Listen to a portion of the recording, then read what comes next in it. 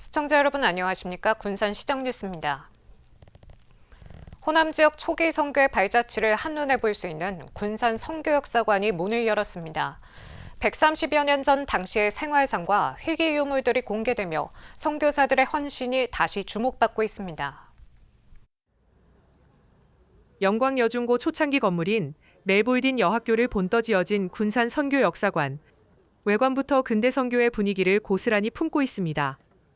전시실 안에는 색이 바른 사진과 문서, 당시 사용했던 의료기구와 생활도구들이 자리해 130년 전 모습을 생생하게 전합니다. 고종 황제의 하사품을 비롯해 드류 선교사가 사용했던 의료기구, 우리나라에 처음 도입된 램블러 자전거의 복원품까지 쉽게 볼 수 없는 희귀 유물들입니다. 착공 3년 만에 문을 연 선교역사관은 62억 원이 투입됐으며 전킨 기념사업회가 60여 점의 유물을 기증해 건립이 본격화됐습니다. 군산은 1895년 전킨 선교사가 처음 발을 디딘 곳으로 이후 영명학교와 멜볼딘 여학교가 들어서며 근대 교육의 기반이 마련됐습니다. 또 예수병원을 중심으로 한 의료활동은 지역 근대화의 핵심 역할을 담당했습니다. 영명학교와 구암교회는 호남 만세운동이 시작된 역사적 장소이기도 합니다. 역사관에는 27살의 조선해와 43살의 생을 마칠 때까지 헌신했던 전킨 선교사의 삶과 군산 선교의 여정이 담겼습니다. 선교 역사관은 말 그대로 전킨 선교사님이 130년 전에 군산에 오셔가지고 복음의 씨앗을 뿌린 것을 기념하는 그런 역사관인데요. 단순히 기독교만의 문제가 아니고 정말 낙후되고 힘든 지역에 오셔가지고 복음의 씨앗을 뿌리시고 또 의료 또 교육 또 이런 복음의 교회들을 세우셨잖아요. 군산시는 올해 말까지 시범 운영을 거친 뒤 내년부터 민간에 위탁해 본격적인 운영에 들어갈 계획입니다. 또 3.1운동 기념관, 선교 기념탑 등과 연계해 역사문화 관광공간으로 활용하겠다는 방침입니다. 선교뿐만이 아니라 교육, 의료, 복지까지 어떻게 보면 군산의 어려운 여건 속에서도 그런 희망을 만드는 그런 역할들을 우리 선생님들이 해주셨습니다. 그게 뿌리가 돼서 우리 군산에 사모만세들도 가져왔고 어떻게 보면 근세사의 아픈 역사를 가지고 있는 군산에서 우리 군산의 정체성을 확립해줬다 해도 과언이 아닐 정도로 130년 전 군산의 생활상과 선교사들의 희생정신을 재조명하는 선교역사관, 새로운 역사교육의 장으로 기대를 모으고 있습니다. 군산의 인구가 5개월 연속 전입 인구가 전출을 앞서고 있습니다. 지난달 말 군산의 인구는 25만 6,523명으로 전달보다 62명 줄었지만 사회적 인구는 전입 822명, 전출 778명으로 44명 늘었습니다. 사회적 순유입은 지난 7월 91명이 늘었고 8월 4명, 9월 52명, 10월 112명에 이어 5개월 연속 이어지고 있습니다. 지난달 청년 측 전입은 409명, 전출은 387명으로 22명이 순유입됐습니다. 군산시와 시의회의 시립예술단 조례안 재의결을 둘러싼 법적 다툼이 1년여 만에 종지부를 찍었습니다. 군산시는 지난달 27일 대법원에 시립예술단 조례안 재의결 무효 확인 소송에 대한 소취하서를 제출했습니다. 이는 최근 군산시와 의회, 예술단 노조가 새 조례안을 마련한 데 따른 것입니다. 앞서 시는 지난해 12월 16일 시의회에서 재의결된 조례안이 근로기준법과 지방자치법에 위배된다는 이유로 대법원에 조례무효 확인 소송을 제기했습니다.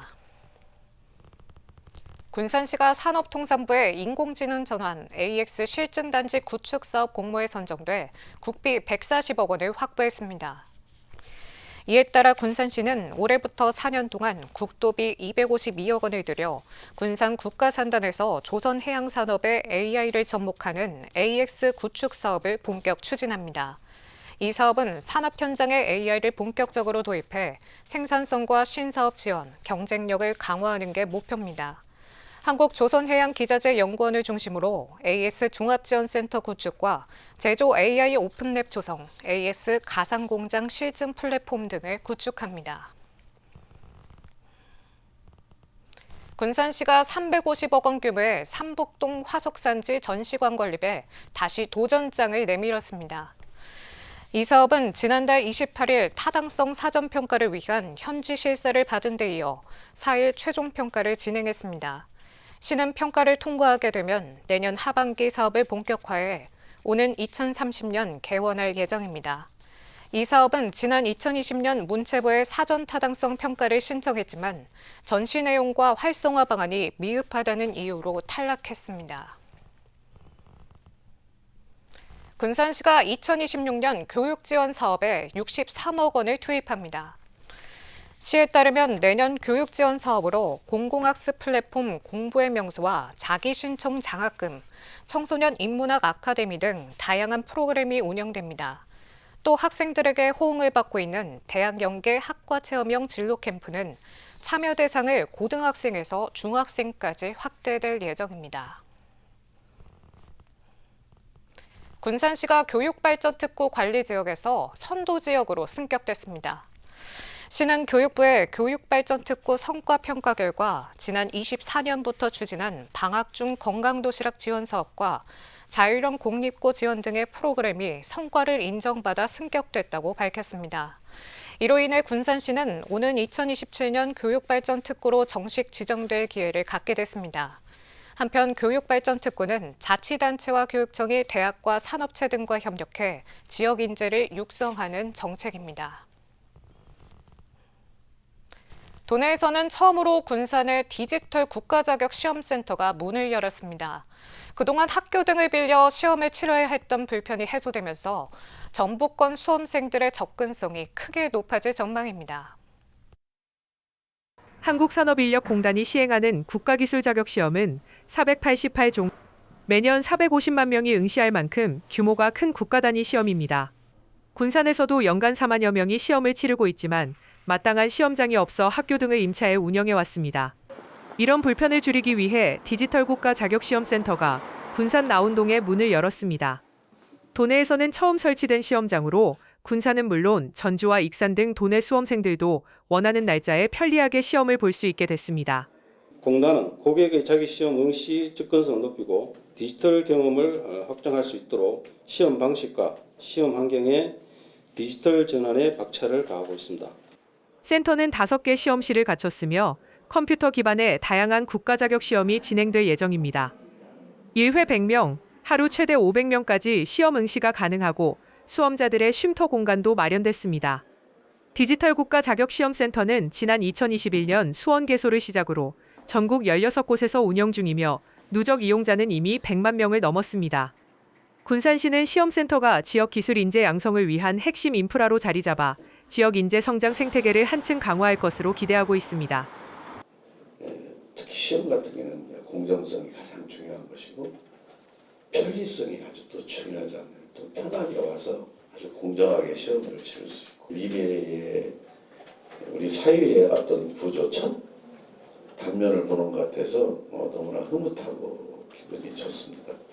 아무튼 우리 지역 대학 그리고 기업체 그리고 우리 관이 협력을 해서 지역 인재 양성의 기반이 될 디지털 국가 자격시험센터, 수험 환경의 질을 높이고 공정성과 편의성이 강화될 전망입니다.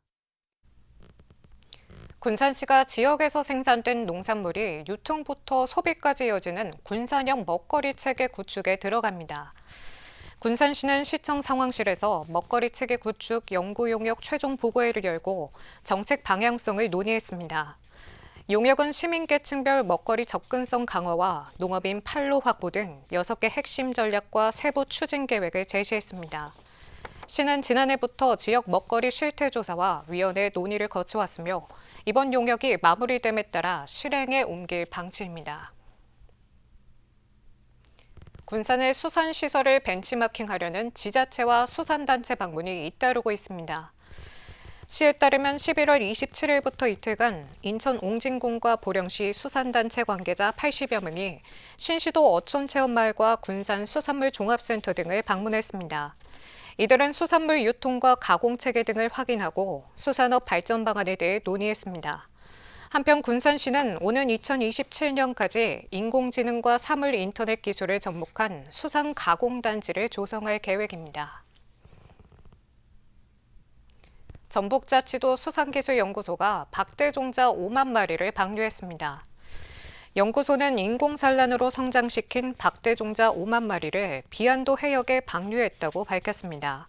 박대는 10여 년 전만 해도 도내 연안에서 많은 양이 출현하였으나 자원이 감소해 지난 2020년부터 방류하고 있습니다. 군산 문화유산 야행이 세계축제협회 피너클 어워드에서 어린이 프로그램 부문 금상과 주민주도형 프로그램 동상을 받았습니다. 시에 따르면 부여에서 열린 대회에서 어린이가 소개하는 국가유산과 어린이 뮤지컬이 어린이 프로그램 금상을 수상했습니다. 또 지역 주민들이 직접 운영한 별별 부스와 야간 식당 등이 주민주도형 프로그램 동상을 수상했습니다. 한편 피너클 어워드는 세계축제 올림픽으로 불리며 매년 세계에서 경쟁력 있는 축제를 선정해 시상하는 국제 축제 대회입니다. 군산 시간여행 축제가 피너클 어워즈 한국대회에서 올해의 멀티미디어 부문 금상을 수상했습니다. 군산시는 시간여행 축제가 근대 역사 자원을 축제로 발전시키고 차별화된 콘텐츠와 기획으로 경쟁력을 입증했다고 밝혔습니다. 또 시민 참여형 축제의 정체성을 담아낸 모아모아 시간 프로그램이 높은 평가를 받았습니다. 군산 철길숲이 대통령직 속 지방시대위원회의 우수 콘텐츠 시상에서 콘텐츠 발굴 부문 기관 최우수상을 받았습니다. 군산 철길숲은 도시환경 개선과 산업유산을 생태문화공간으로 전환한 점에서 높은 평가를 받았습니다. 군산시는 지난 2022년부터 3년간 철도 유휴 부지를 활용해 2.6km 구간의 도시바람 숲길을 조성했습니다. 한편 지방시대위 우수 콘텐츠는 매년 지역 발전에 기여한 공공정책을 발굴하는 전국 단위 시상입니다. 군산시가 유니세프 아동친화도시 최고 단계인 상위 단계를 재인증받았습니다. 군산시는 지난 2016년 유니세프 아동친화도시 첫 인증을 받은 이후 지난 2021년 상위 단계 인증을 획득했으며 이번에 갱신됐다고 밝혔습니다. 이번 상위 인증 갱신은 유니세프 아동친화도시 5대 평가 영역에서 지난 4년간의 변화와 이행 실적이 높게 평가된 결과입니다.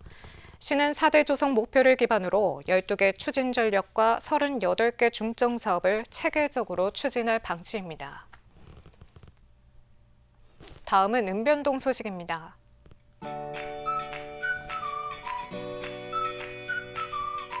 국민건강보험공단 군산지사가 영유아 가정의 경제적 부담을 덜기 위한 따뜻한 나눔을 실천했습니다.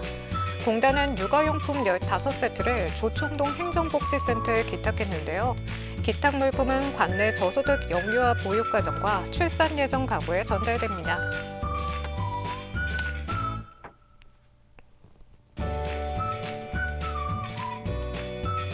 조천동 조경 한마음 지역사회 보장협의체가 취약계층을 위한 난방유 지원 사업을 실시했습니다. 협의체는 10가구에 총 300만 원 규모의 난방유 쿠폰을 지원했는데요. 이처럼 계절별 맞춤 복지 서비스를 지속적으로 추진하고 있습니다.